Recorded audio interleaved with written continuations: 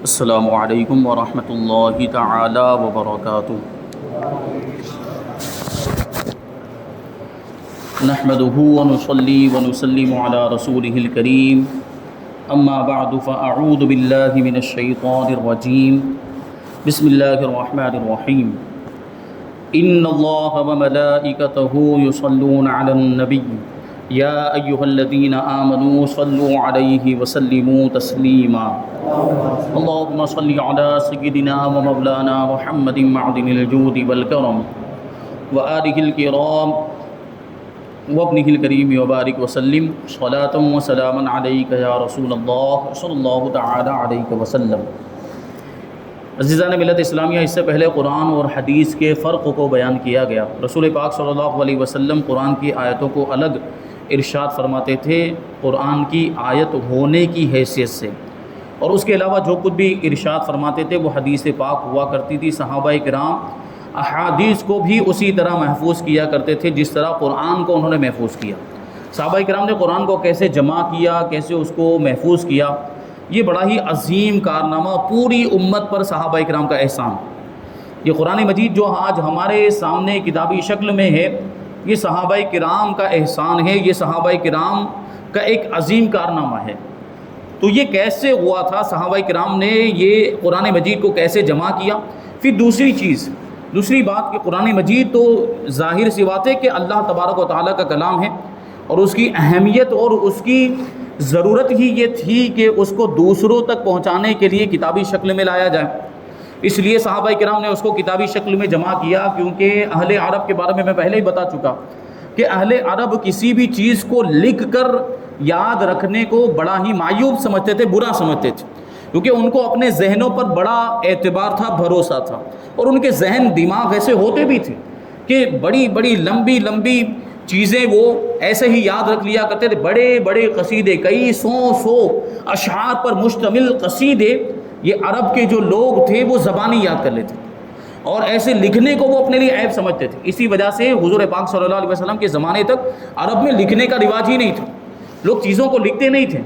یہ حضور پاک صلی اللہ علیہ وسلم نے آنے کے بعد یہ لکھنے کے رواج کو زیادہ ترویج دی، اس کو فروغ دیا، اور اس کی ضرورت بھی محسوس کی گئی۔ تو صحابہ کرام نے قرآن مجید کو لکھا، قرآن مجید کو محفوظ کیا کتابی شکل میں، اور پھر حدیثوں کو بھی صحابہ کرام نے، حدیثوں کو اس طرح نہیں لکھا گیا جس طرح قرآن مجید کو لکھا۔ حدیثوں کو صحابہ کرام نے زبانی یاد رکھا، اور جو بھی حدیثیں تھیں، چاہے وہ حدیث قولی ہو، حدیث فعلی ہو یا حدیث تقریری۔ کیا مطلب؟ کہ حضور پاک صلی اللہ علیہ وسلم نے اپنی زبان مبارک سے اگر کچھ ارشاد فرمایا تو اس کو حدیث قولی کہتے ہیں۔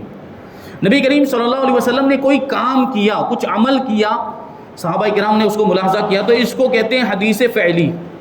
اور حضور پاک صلی اللہ علیہ وسلم کے سامنے کسی صحابی نے کوئی عمل کیا، کوئی کام کیا، اور حضور پاک صلی اللہ علیہ وسلم نے اس کو باقی رکھا، برقرار رکھا، اس کو منع نہیں فرمائے، تو یہ ہے حدیث تقریری۔ کیا مطلب؟ اس کا سیدھا مطلب یہ نکلا کہ حضور نے صحابی کو منع نہیں کیا، صحابی نے جو کام کیا اس کو جائز رکھا، اس کا مطلب یہ کہ وہ عمل کرنا جائز، اور حضور کا بھی وہی ارشاد ہے۔ تو یہ ہو گئی حدیث کی 3 قسمیں۔ صحابہ کرام نے حضور پاک صلی اللہ علیہ وسلم کی اداؤں کو، حضور کے انداز کو، حضور کے طور طریقے کو بھی محفوظ کیا۔ اگر حضور پاک صلی اللہ علیہ وسلم نے مسکراتے ہوئے کوئی حدیث ارشاد فرمائی تو اس بات کو بھی ذکر کیا کہ حضور نے مسکراتے ہوئے یہ ارشاد فرمایا۔ حضور نے بیٹھے بیٹھے اگر کوئی بات ارشاد فرمائی تو اس کا بھی ذکر کیا۔ حضور نے کھڑے ہو کر ممبر پر تشریف فرما ہو کر اگر کوئی بات ارشاد فرمائی تو اس کو بھی محفوظ۔ صرف بات ہی کو محفوظ نہیں کیا، صرف بات ہی کو بیان نہیں کیا، اس بات کے ساتھ حضور کی کیفیت کیا تھی اس کو بھی بیان کیا۔ اگر حضور نے اشارہ کرتے ہوئے، انگلیوں سے اشارہ کر کے، بہت سی حدیثیں ایسی ہیں انگلیوں سے اشارہ کر کے کچھ ارشاد فرمایا تو ان اشاروں کو بھی صحابہ کرام نے نقل کیا۔ کیونکہ صحابہ کرام نے حضور پاک صلی اللہ علیہ وسلم کو دیکھا، اور پھر یہ سوچیں کتنی بڑی سعادت کی بات ہے کہ صحابہ کرام حضور پاک صلی اللہ علیہ وسلم کا دیدار کرتے تھے اور حضور کو دیکھ کر وہ ایمان لائے تھے۔ اور صحابی کا مرتبہ آپ جانتے ہیں کہ کوئی ولی کتنا بھی بڑے مرتبے پر پہنچ جائے، کتنا بھی بڑا ہو جائے، چاہے غوث ہو جائے، قطب ہو جائے، ابدال ہو جائے، وہ کسی صحابی کے مرتبے کو نہیں پہنچ سکتا، کیونکہ صحابی کو ایک فضیلت اور خصوصیت ایسی حاصل ہے جو ان کے بعد والوں کو حاصل نہیں ہو سکتی، اور وہ فضیلت کیا ہے؟ ایمان کی حالت میں نبی کریم صلی اللہ علیہ وسلم کا اپنی ماتھے کی آنکھوں سے دیدار کرنا۔ یہ مرتبہ صرف صحابہ کرام کو ملا ہے۔ تو صحابہ کرام نے بھی اس کی قدر کی. ایسا نہیں کہ چلیے بہت بڑی فضیلت مل گئی ہم لوگوں کو, امت میں سب سے افضل جماعت ہم ہو گئے اس لیے چلو اب بیٹھ جانا کچھ کرنا نہیں, بلکہ صحابہ کرام نے اپنے مرتبے کی قدر کی, اپنے آپ کی قدر کی, اور یہ سمجھا کہ ان کی ذمہ داریاں کیا ہیں. انہوں نے یہ سوچا کہ کل جو لوگ آئیں گے, ہمارے بعد جو لوگ آئیں گے, اور اسلام عرب سے نکل کر پوری دنیا میں پھیلے گا, تو یہ اسلام کی جو بھی باتیں ہیں قرآن اور حدیث, سارے مسلمانوں کو اس کی ضرورت ہے, قرآن کی بھی ضرورت اور حدیث کی بھی ضرورت ہے. تو اس ضرورت کو محسوس کرتے ہوئے صحابہ کرام نے قرآن کو بھی محفوظ کیا اور حدیثوں کو بھی محفوظ کیا. بلکہ بیان کرنے والے بیان کرتے ہیں, غیر بھی بیان کرتے ہیں, اپنے تو اپنے چلیے جانتے ہی مسلمان تو کہ حدیثوں کو کیسے صحابہ کرام نے محفوظ کیا, غیر بھی اس بات کا اعتراف کرتے ہیں کہ نبی کریم صلی اللہ علیہ وسلم, وہ تو محمد کہتے ہیں, پروفیٹ محمد صلی اللہ علیہ وسلم, وہ یوں کہتے ہیں کہ نبی کریم صلی اللہ علیہ وسلم کی باتوں کو, آپ کی حدیثوں کو, آپ کے طور طریقوں کو, یعنی آپ کی سنتوں کو جس طریقے سے محفوظ کیا گیا, دنیا میں کسی بھی شخص کی باتوں کو اس طریقے سے محفوظ نہیں کیا گیا. آج حضور کی سنتیں ہمیں یہ اتنی کثرت کے ساتھ ملتی ہیں, کتابوں کے اندر ان کا ذکر ملتا ہے, حدیثوں کے اندر کہ حضور نے یہ کیا, یہ عمل کیا, یہ کام کیا. یہ کسی بھی اور شخصیت کے بارے میں آپ نہیں بتا سکتے کہ اتنا تفصیل کے ساتھ, اتنا ڈیٹیل میں کسی نے بیان کیا ہو. کیوں؟ کیونکہ صحابہ کرام نے اس کی ضرورت محسوس کی تھی. صحابہ کرام نے خود عمل بھی کیا ایک سنت پر, چھوٹی چھوٹی سنت پر. حضرت عثمان غنی کا واقعہ سنا ہوگا نا کہ وضو کرتے ہوئے مسکرانے لگ گئے, حالانکہ کوئی وجہ نہیں تھی بظاہر. لوگوں نے پوچھا کہ آپ مسکرا کیوں رہے ہیں, تو ارشاد فرمایا کہ ایک مرتبہ حضور پاک صلی اللہ علیہ وسلم نے اسی طریقے سے وضو کرتے ہوئے مسکرایا تھا, اسی سنت پر عمل کرتے ہوئے میں مسکرا رہا ہوں. ایک صحابی کا واقعہ, نام یاد نہیں آ رہا, وہ ایک جگہ سے گزر, غالباً حضرت عبداللہ ابن عمر رضی اللہ تعالیٰ, وہ ایک جگہ سے گزر رہے تھے تو اپنے گھوڑے سے اترے اور پھر جنگل کی طرف گئے. ایک جھاڑی میں ہوا نہیں چل رہی تھی, اپنا جو امامہ شریف ہے اس کو جھاڑ کے اندر, وہ کانٹے والا جو درخت ہوتا ہے اس میں الجھایا, پھر اس کو چھڑایا, پھر واپس آئے. اب جو ان کے ساتھی تھے وہ جو بڑے پریشان کہ یہ کیا معاملہ ہوا, یہاں تو کچھ ایسی ضرورت نہیں تھی کہ اتر کے جاتے اور پھر یہ واپس آ رہے ہیں. تو پوچھا تو حضرت عبداللہ ابن عمر یا وہ جو بھی صحابی تھے انہوں نے ارشاد فرمایا کہ ایک مرتبہ حضور پاک صلی اللہ علیہ وسلم اسی راستے سے گزر رہے تھے, حضور کو حاجت پیش آئی, حضور پاک صلی اللہ علیہ وسلم کو پیشاب یا استنجا کی ضرورت پیش آئی, تو حضور پاک صلی اللہ علیہ وسلم تشریف لے گئے. تو ہوا چل رہی تھی اس وقت, ابھی ہوا نہیں چل رہی تھی.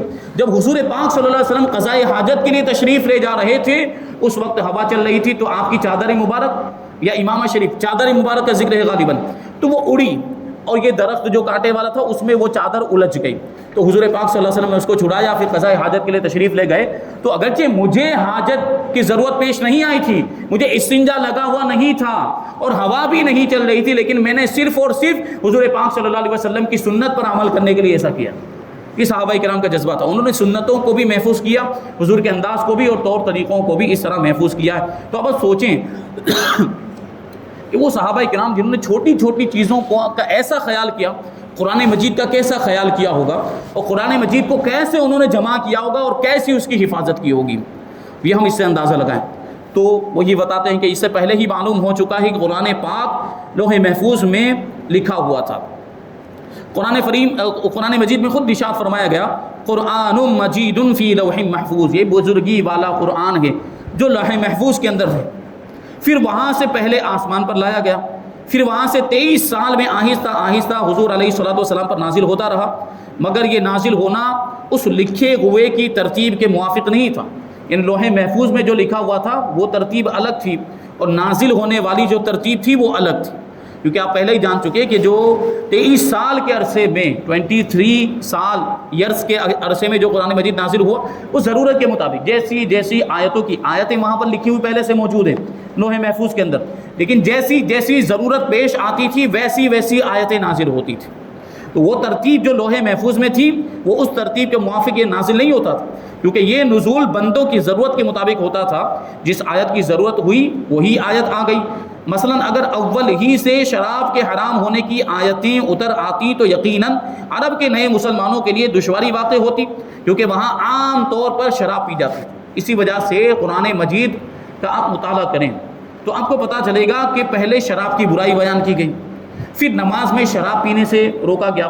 سب سے پہلے یہ فرمایا گیا, ڈائریکٹ شراب کو حرام نہیں فرمایا, کیونکہ دیکھیں کسی بھی چیز کی اگر آدمی کو عادت لگ جائے نا تو عادت کو چھڑانا مشکل ہو جاتا ہے. جیسے پان گٹکا کھانے کی عادت, سگریٹ پینے کی عادت لگ جاتی ہے, اس کو چھڑانا کتنا مشکل ہو جاتا ہے. بات یہی ہے. تو اہل عرب جو تھے وہ بھی شراب پیتے تھے, اور شراب کے بڑے عادی ہو چکے تھے، تو اس سے نکالنا ان کے لیے بڑا مشکل تھا، دشوار تھا۔ اس لیے قرآن کے اندر آپ دیکھیں گے تو ایک دم سے شراب کو حرام نہیں فرما دیا۔ اللہ تبارک و تعالیٰ کی مشیت تو یہی تھی کہ شراب حرام ہو جائے شریعت مصطفیٰ کے اندر، لیکن ایک دم سے نہیں۔ ابتدا اسلام میں شراب حلال تھی، صحابہ کرام پیتے بھی تھے، تو پہلے اس کے بارے میں پوچھا گیا تو ارشاد فرمایا گیا کہ اس میں نفع بھی ہے، نقصان بھی ہے، لیکن اس کا جو نفع ہے وہ اس کے نقصان سے کم، اس کا جو نقصان ہے، اس میں جو گناہ ہے وہ گناہ اس کے نفع سے بڑھ کر ہے۔ وَإِثْمُهُمَا أَكْبَرُ مِن نَفْعِهِمَا، جوئے کے بارے میں اور شراب کے بارے میں پوچھا گیا تو قرآن مجید کے اندر ارشاد فرمایا گیا کہ ان میں جو گناہ ہے وہ ان کے نفع اور فائدے سے زیادہ ہے، بڑھ کر ہے۔ پھر دیکھیں تو ارشاد فرمایا گیا یا ایھا الذین آمنوا لا تقربوا الصلاۃ وانتم سکارى، اے ایمان والو نشے کی حالت میں نماز کے قریب مت جاؤ۔ مطلب کیا؟ نماز میں شراب حرام کر دی گئی، یعنی اب نماز کے دوران شراب نہیں پی سکتے۔ اور پھر کیا ہوا؟ پھر پورے طور پر یا ایھا الذین آمنوا انما الخمر والمیسر والانصاب والازلام رجس من عمل الشیطان فاجتنبوه لعلکم تفلحون۔ اس آیت کریمہ میں پورے طور پر شراب حرام فرما دی گئی، یعنی اب کسی بھی حالت میں نہیں پی سکتے، نہ نماز کے اندر نہ نماز کے باہر، کسی بھی موقع پر شراب پینا جائز نہیں۔ تو دیکھیں بتدریج یہ حکم آیا، پہلے اس کی برائی بیان کی گئی، پھر ایک خاص موقع پر اس کو حرام کر دیا گیا، پھر پورے طور پر حرام کر دیا گیا، کیونکہ عادت سے نکالنا یہ بڑا مشکل اور دشوار ہوا کرتا ہے۔ تو شراب کی حرمت کے تعلق سے کہ ضرورت کے مطابق آیتیں آئیں۔ اسی طرح سارے احکام کو سمجھ لیجئے، کیونکہ حضور علیہ السلام کی نگاہ پاک لوح محفوظ وغیرہ پر بھی تھی، اس لیے آپ ہر آیت کے نزول کے وقت اس کی ترتیب سے جمع کروا دیتے تھے۔ اس طرح کے جو حضرات کاتب وحی ہوتے، جو صحابہ کرام آیتیں لکھا کرتے تھے، ان کو فرما دیتے تھے کہ یہ آیت فلاں صورت میں فلاں آیت کے بعد رکھو، اور یہ ترتیب لوح محفوظ کی ترتیب کے موافق تھی۔ نازل ہونے کی ترتیب الگ تھی اور لوح محفوظ کی ترتیب الگ، اور حضور پاک صلی اللہ علیہ وسلم جب کوئی بھی آیت پڑھ کے سناتے تو ارشاد فرماتے کہ اس آیت کو فلاں صورت میں رکھنا ہے۔ صورتوں کی ترتیب ہو چکی تھی، یہ پاروں کی ترتیب یہ بعد کی ترتیب ہے، جو 30 پارے بنے یہ بعد میں بنے ہیں، صورتیں پہلے سے مرتب ہو چکی تھی۔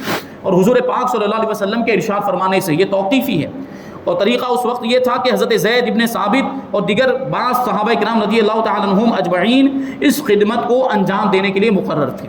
حضور پاک صلی اللہ علیہ وسلم کی بارگاہ میں ہمیشہ حاضر رہتے تھے، حضور کوئی بھی آیت ارشاد فرماتے تو وہ لکھ لیا کرتے تھے، اور حضور کے کہنے کے مطابق جس صورت کے بارے میں حضور نے ارشاد فرمایا ہوتا کہ اس آیت کو فلاں صورت میں رکھنا ہے، وہ اسی صورت میں رکھ دیا۔ جیسے سورہ بقرہ، تو اگر حضور ارشاد فرماتے کہ اس آیت کریمہ کو سورہ بقرہ میں رکھنا ہے تو صحابہ کرام سورہ بقرہ میں اس کو لکھ لیا کرتے تھے۔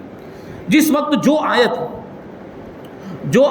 ترقی حضور علیہ السلام کے حکم کے مطابق، جس وقت جو آیت کریمہ نازل ہوتی اترتی، حضور علیہ السلام کے حکم کے مطابق اونٹ کی ہڈیوں پر، کھجور کے پٹھوں پر اور کھجور کے پٹھوں پر اور مختلف کاغذوں پر لکھ لیتے تھے۔ میں نے اس سے پہلے بھی بتایا تھا کہ صحابہ کرام اس زمانے میں کاغذ کا اتنا زیادہ رواج نہیں تھا، لیکن کاغذ بھی موجود تھے، لکھے جاتے، کاغذ پر بھی لکھا جاتا تھا۔ اونٹ کی ہڈیاں، جو شانے کی جو ہڈیاں ہوتی، چوڑی ہڈی، اس کو سکھا لیتے تھے، اس کو صاف کر لیتے تھے، اور پھر اس پر بھی لکھتے تھے، پتھروں پر بھی لکھا کرتے، پتھر کی تختیاں، پتھر کو چکنا کر لیتے تھے اس طرح کہ اس پر لکھنا ممکن ہو جائے، اور پھر صحابہ کرام اس پر آیتیں لکھا کرتے تھے۔ کھجور کے پٹھوں پر یعنی کھجور کے تختے بنا لیتے تھے، پاٹیے جس کو ہم اپنی زبان میں کیا کہتے ہیں، چکنے پاٹیے بنا لیتے تھے اور سلیٹ کی طرح اس پر لکھا کرتے تھے۔ اور یہ چیزیں متفرق طور پر لوگوں کے پاس رہی ہیں، یعنی کچھ آیتیں کچھ صحابی کے پاس ہے، کسی صحابی کے پاس کوئی پوری صورت لکھی ہوئی ہے، کسی صحابی کے پاس 2-3 صورتیں لکھی ہوئی، الگ الگ طریقے پر یہ سارا قرآن مجید اس طرح لکھا ہوا موجود تھا، ایک جگہ پر جمع نہیں تھا، ایک ساتھ میں ایک کتابی شکل میں موجود نہیں تھا حضور کے زمانے میں۔ تو پھر کیا ہوا؟ ان حضرات کو زیادہ اعتماد حفظ پر تھا، یادداشت پر تھا، یعنی سارے صحابہ کرام قرآن کو یاد رکھتے تھے۔ عام طور پر صحابہ کرام پورے قرآن مجید کے حافظ ہوا کرتے تھے، جیسے کہ آج حافظ ہوتے، لیکن صحابہ کرام اور زیادہ، آج تو صحابہ جو حفاظ کرام ہوتے ہیں ان کا معاملہ ہوتا ہے کہ بھول بھی جاتے ہیں، اور تراویح پڑھانی ہوتی ہے تو دیکھ لیتے ہیں، بعض اوقات ایسا ہوتا ہے، اور پورے سال تک دیکھتے نہیں ہیں، پورے سال میں بیچ میں کبھی آپ ان سے پوچھ لیں کوئی آیت تو نہیں بتا پائیں گے، یہ معاملات ہوتے ہیں۔ لیکن صحابہ کرام کیسے یاد کرتے تھے؟ صحابہ کرام نے قرآن مجید کو ایسے یاد کیا ہوا تھا کہ کسی بھی وقت پوچھا جائے، کسی بھی آیت کے بارے میں پوچھا جائے، اور سو کر اٹھا کر بھی اگر پوچھیں تو صحابہ کرام اس آیت کو بتا دیا کرتے تھے، کیونکہ ان کے نزدیک اس کی اہمیت تھی۔ قرآن مجید کلام الہی، تو اس طور پر انہوں نے یاد کیا ہوا تھا، بلکہ اس سے بھی زیادہ یوں سمجھو کہ قرآن پاک کی ترتیب خود حضور علیہ الصلوۃ والسلام نے دی تھی، لیکن ایک جگہ کتابی شکل میں جمع نہیں فرمایا تھا۔ اس کی 3 وجہ۔ اب یہ سوال پیدا ہوتا ہے کہ حضور نے کیوں جمع نہیں فرمایا؟ حضور چاہتے تو یہ کتابی شکل میں حضور کے زمانے میں ہی آ جاتا قرآن مجید، اس طرح آج موجود ہے، اسی طرح حضور پاک صلی اللہ علیہ وسلم خود ہی جمع فرما دیتے۔ یہی تو وجہ ہے کہ جب حضرت ابوبکر صدیق رضی اللہ تعالیٰ عنہ کے زمانے میں فاروق اعظم نے مشورہ دیا تھا کہ قرآن کو کتابی شکل میں جمع کرنا چاہیے، تو حضرت ابوبکر نے یہی جواب دیا تھا کہ میں وہ کام کیسے کر سکتا ہوں جو حضور نے نہیں کیا؟ اگر یہ کام ضروری ہوتا تو حضور کر کے جاتے۔ تو حضرت ابوبکر صدیق نے یہ جواب دیا تھا۔ بہرحال اس کی تفصیل آگے آئے گی۔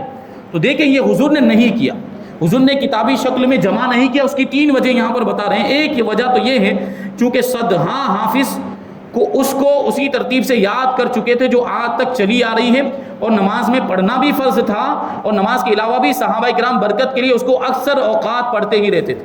جب صحابہ کرام میں کثرت کے ساتھ حفاظ کرام موجود تھے جو قرآن مجید کو اسی ترتیب کے ساتھ پڑھا بھی کرتے تھے، نمازوں میں بھی پڑھتے، کیونکہ نماز تو یہ جمع ہونے سے پہلے بھی پڑھی جا رہی تھی، تو نمازوں میں پڑھا کرتے تھے اسی ترتیب کے ساتھ، اور اسی ترتیب کے ساتھ ان کے ذہنوں میں بھی محفوظ تھا، تو پھر لکھنے کی ضرورت ہی نہیں تھی، اس وجہ سے نہیں لکھا، اس لیے اس کے ضائع ہونے کا کچھ اندیشہ نہیں تھا۔ اور دوسری وجہ یہ ہے کہ جہاد اور دیگر ضروریات کی وجہ سے اتنا موقع ہی نہ مل سکا کہ اس کو ایک جگہ جمع کیا جاتا۔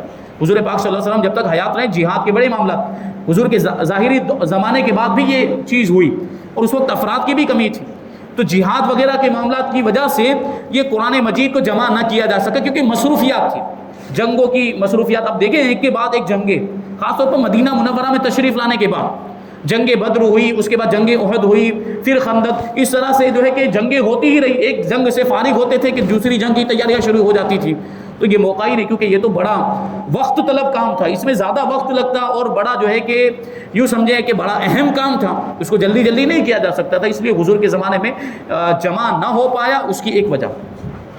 اور تیسری وجہ یہ ہے کہ جب تک پورا قرآن پاک نہ آ جاتا اس کو جمع کرنا غیر ممکن تھا، کیونکہ ہر سورت کی کچھ آیتیں اتر چکی تھیں، کچھ اترنے والی ہوتی تھی، حضور کی وفات سے کچھ روز پہلے نزول قرآن کی تکمیل ہوئی۔ کیا مطلب؟ حضور پاک صلی اللہ علیہ وسلم اعلان نبوت کے بعد کا جو زمانہ ہے وہ 23 سال کا زمانہ گزرا، اور یہ 23 سال کے پورے عرصے کے اندر آیتیں نازل ہوتی ہی رہی، کبھی کچھ آیتیں ضرورت کے مطابق، جیسے آپ نے ابھی ملاحظہ کیا۔ تو ابھی اگر اس کو جمع کر دیا جاتا، حالانکہ ابھی قرآن نازل ہو رہا تھا، مان لیجئے کہ ابھی حضور پاک صلی اللہ علیہ وسلم مدینہ منورہ میں آئے اور 5 سال ہوئے تھے، اور 5 سال پر ہی حضور اگر یہ کہہ دیتے کہ اس کو جمع کر دیا جائے، حالانکہ اس کے بعد بھی حضور پاک صلی اللہ علیہ وسلم ظاہری طور پر دنیا میں تشریف فرما رہے، اور اس کے بعد بھی بہت سی آیتیں نازل ہوئی، تو پھر وہی معاملہ ہو جاتا کہ ابھی جو کتابی شکل میں آ گیا، اب یہ آیتیں کہاں رکھنی ہے، اب اس کو کہاں ڈالنا ہے، اب ترتیب کیا ہوگی، وہ مسائل پیش آتے۔ جب قرآن نازل ہو رہا تھا تو اس کو جمع کرنا ممکن نہیں تھا، تو حضور کے زمانے میں ابھی تک نازل ہو ہی رہا تھا، اور حضور کی وفات سے کچھ دن پہلے تک بھی نازل ہو رہا تھا، غرض ہے کہ حضور علیہ الصلوۃ والسلام کی زندگی پاک میں قرآن کریم کتابی شکل میں ایک جگہ جمع نہ ہو سکا، البتہ مرتب ہو گیا، یعنی وہ ترتیب جو آج ہم دیکھ رہے ہیں یہ ترتیب موجود تھی حضور کے زمانے میں، اور حضور نے خود ارشاد فرمایا تھا کہ یہ قرآن کی ترتیب اللہ کی شان کہ حضرت صدیق اکبر رضی اللہ تعالیٰ عنہ کی خلافت کے زمانے میں، یعنی حضور علیہ الصلوۃ والسلام کی وفات کے سال ہی ملک یمامہ کے جھوٹے مدعی نبوت مسیلمہ کذاب اور اس کے ساتھیوں سے صحابہ کرام کو سخت جنگ کرنی پڑی۔ ظاہر سی بات ہے حضور پاک صلی اللہ علیہ وسلم آخری نبی ہیں، آپ کے بعد کوئی نبی نہیں ہو سکتا، مسیلمہ کذاب نے نبوت کا دعویٰ کیا تھا، اس کے ساتھ جہاد کرنا ضروری تھا، حضرت ابوبکر صدیق رضی اللہ تعالیٰ عنہ نے اس کے ساتھ جہاد کیا، جنگ کی۔ اب اس جنگ میں بہت سارے صحابہ کرام شریک تھے، تقریباً 700 حافظ قرآن حفاظ صحابہ کرام تھے، لیکن 700 حفاظ صحابہ کرام شہید ہو گئے اس جنگ میں۔ اب سوچیں کہ ابھی تک تو یادداشت پر بھروسہ تھا، صحابہ کرام پڑھا کر رہے تھے، وہی جو حافظ صحابہ کرام تھے، اور دوسرے صحابہ کرام جو حافظ نہیں ہوتے تھے وہ حافظ صحابہ کرام سے پوچھ لیا کرتے تھے کہ یہ آیت کہاں پر ہے، یہ آیت کیسی ہے، اس کو کیسے پڑھنا ہے، یہ پوچھ لیا۔ لیکن اب سوچیں جنگ یمامہ کے اندر 700 صحابہ کرام شہید ہو گئے، تو حضرت عمر رضی اللہ تعالیٰ عنہ بارگاہ صدیقی میں حضرت ابوبکر صدیق کی بارگاہ میں حاضر ہوئے اور عرض کیا کہ اگر اسی طرح حافظ اور قراء شہید ہوتے رہے تو بہت جلد قرآن پاک ضائع ہو جائے گا، کیونکہ اس وقت تو لکھا ہوا نہیں تھا۔ حضرت ابوبکر صدیق رضی اللہ تعالیٰ عنہ نے ان صحابہ کرام رضی اللہ تعالیٰ عنہم کو جمع فرمایا جنہوں نے حضور علیہ الصلوۃ والسلام کے زمانے پاک میں وحی لکھنے کی خدمت انجام دی تھی، قرآن کی آیتیں جو لکھا کرتے تھے کاتبان وحی، اور اس کا محتمم یعنی اس کا مین آدمی، یوں سمجھے آپ کے مینیجر حضرت زید ابن ثابت رضی اللہ تعالیٰ عنہ کو قرار دیا، کیونکہ یہ سب سے زیادہ قریب رہتے تھے اور سب سے زیادہ آیتیں انہوں نے ہی لکھی۔ ان کو مین بنا دیا گیا، ان کا ہیڈ بنا دیا گیا کہ تم تمام جگہ سے قرآن پاک کی آیتیں جمع کر کے کتابی شکل میں تیار کر دو۔ حضرت زید ابن ثابت رضی اللہ تعالیٰ عنہ کہتے تھے کہ آپ وہ کام کیوں کرتے ہیں جو حضور علیہ الصلوۃ والسلام نے نہ کیا؟ حضرت صدیق اکبر رضی اللہ تعالیٰ عنہ نے فرمایا کہ یہ کام اچھا ہے۔ اس سے پتہ چلا کہ بدعت حسنہ بھی ہوتی ہے، ہر بدعت بری نہیں ہوتی، بلکہ کچھ بدعتیں ایسی ہوتی ہیں جو اچھی بھی ہوتی ہیں۔ یہاں پر بات کو جو ہے کہ روک کر انشاءاللہ آگے کی باتیں ہم آئندہ ہفتے شامل کریں گے، بس یہ بدعت کی جو بات آ گئی اس کو شامل کریں۔ ہم نے ایسا ارادہ کیا ہے کہ ہر درس کے آخر میں کچھ ایسی ضروری باتیں بتا دی جائیں۔ تو یہاں بدعت کا ذکر آ گیا۔ اب یہ جو دیوبندی وہابی یہ جماعتی لوگ ہیں، یہ ہمیشہ یہی بات کہتے ہوئے نظر آتے ہیں ہمارے تعلق سے ہمارے خلاف کہ یہ سب تو بڑے بدعتی ہیں، یہ ایسے ایسے کام کیا کرتے جو حضور کے زمانے میں نہیں ہوتے تھے، جیسے محفل میلاد کے بارے میں کہیں گے، درود فاتحہ ایصال ثواب کے بارے میں کہتے رہتے ہیں، چادریں چڑھانا اور مزارات پر چادریں چڑھانا، پھول چڑھانے کے بارے میں اعتراض کرتے ہیں کہ یہ ساری چیزیں اور اس کے علاوہ بہت ساری چیزیں ہیں جو بدعت ہیں، حضور کے زمانے میں نہیں تھا، یہ حضور کے زمانے میں نہیں ہوتا تھا، اور جو چیز بھی حضور کے زمانے میں نہ ہو وہ ناجائز اور گناہ ہوا کرتی، یہ مطلق ایسا کہہ دیا کرتے۔ حالانکہ اگر ان کی یہ بات مان لی جائے تو ان کے خود کے بہت سارے کام ناجائز و گناہ ہو جائیں گے، کیونکہ ان کے بہت سارے ایسے کام ہیں جو خود بدعت ہیں، جو حضور کے زمانے میں نہیں۔ جیسے بڑے بڑے مدرسے آج یہ بنا کر بیٹھے ہوئے، مدرسوں پر گنبد بنائے ہوئے ہیں، مدرسوں پر مینار بنائے ہوئے ہیں، مسجدوں پر انہوں نے جو ہے کہ مینار بنائے ہوئے، گنبد، کیا یہ حضور کے زمانے میں ہوتے تھے؟ مسجد نبوی میں تو کوئی مینار نہیں تھا، مسجد نبوی میں کوئی گنبد نہیں تھا، تو ان کی مسجدیں بھی بدعت ہو جائیں گی، ان کے مدرسے بھی بدعت ہو جائیں گے۔ اور مدرسوں میں جو باقاعدہ تعلیم کا سلسلہ چلتا ہے نا، جو اس کا ایک کورس بنا دیا، ایک نصاب متعین کر دیا، اور جو تنخواہیں دی جاتی ہیں، یہ حضور کے زمانے میں ہوتا تھا۔ اور بھی بہت ساری چیزیں ابھی لی جائیں، مثالیں دی جائے تو بہت ساری مثالیں ایسی ہیں۔ یہ جو مطلق کہہ دیتے ہیں یہ کہ ہر بدعت گمراہی ہے اور ہر بدعت ناجائز و گناہ ہے، اس میں یہ خود پھنستے ہیں۔ تو ہر بدعت یہ بری بدعت نہیں ہوتی، بلکہ کچھ بدعتیں اچھی بھی ہوتی ہیں۔ جیسے ابھی یہ قرآن مجید کو جمع کرنے کا جو معاملہ ہے، یہ حضور کے زمانے میں نہیں ہوا، یہ بدعت ہے، یہ صحابہ کرام کے زمانے میں ہوا، لیکن یہ بدعت تھی اچھی بدعت، اور اتنی اچھی بدعت تھی کہ یہ آج بھی ہمیں کام آ رہا ہے۔ صحابہ کرام نے اگر اس کو جمع نہیں کیا ہوتا تو ہم کیسے قرآن مجید کو اس طرح آسانی کے ساتھ تلاوت کر پاتے؟ اور ہر کسی کا حافظ ہونا ضروری ہو جاتا پھر تو قرآن مجید کی تلاوت کرنے کے لیے۔ تو یہ صحابہ کرام کے احسان، تو یہ بدعت اچھی ہوئی کہ نہیں ہوئی؟ اسی طرح تراویح کی جماعت کے بارے میں حضرت فاروق اعظم نے کیا ارشاد فرمایا تھا؟ نعمت البدعۃ ھذہ، یہ جماعت کے ساتھ تراویح پڑھنا کتنی اچھی بدعت ہے۔ تو پتہ چلا کہ بدعت اچھی بھی ہوتی، بدعت بری بھی ہوتی۔ حضور کے زمانے میں کبھی بھی تراویح جماعت کے ساتھ نہیں پڑھی گئی، سب سے پہلے جماعت کے ساتھ یہ حضرت فاروق اعظم کے زمانے میں تراویح جو ہے وہ پڑھی گئی۔ تو کیا پتہ چلا کہ بدعتیں اچھی بھی ہوتی، بدعتیں بری بھی ہوتی، یعنی وہ بدعت جو قرآن و حدیث کے خلاف ہو یا قرآن و حدیث کے اصول کے خلاف ہو وہ بری بدعت ہوا کرتی ہے، اور جو قرآن و حدیث کے موافق ہو، قرآن حدیث کے خلاف نہ ہو، اس کی وجہ سے قرآن و حدیث کا خلاف لازم نہ آ رہا ہو، وہ بعض اوقات جائز ہوتی ہے، مباح ہوتی، بعض اوقات اچھی بدعت ہوتی ہے، بعض اوقات وہ مستحب ہوتی ہے، یعنی اس میں ثواب بھی ہوتا ہے، جیسے میلاد شریف کی محفل، اس میں ثواب بھی ہے، اور بعض اوقات ایسی بدعتیں بھی ہوتی ہیں جو واجب کے درجے تک پہنچی ہوتی ہیں۔ انشاءاللہ پھر کبھی جو ہے کہ موقع ملا تو بدعت کی تفصیل کو بیان کیا جائے گا۔ اللہ تبارک و تعالیٰ کی بارگاہ میں دعا ہے کہ جو کچھ بھی بیان ہو اس پر ہم سب کو عمل کرنے کی توفیق عطا فرمائے۔ وما علینا الا البلاغ۔ السلام علیکم۔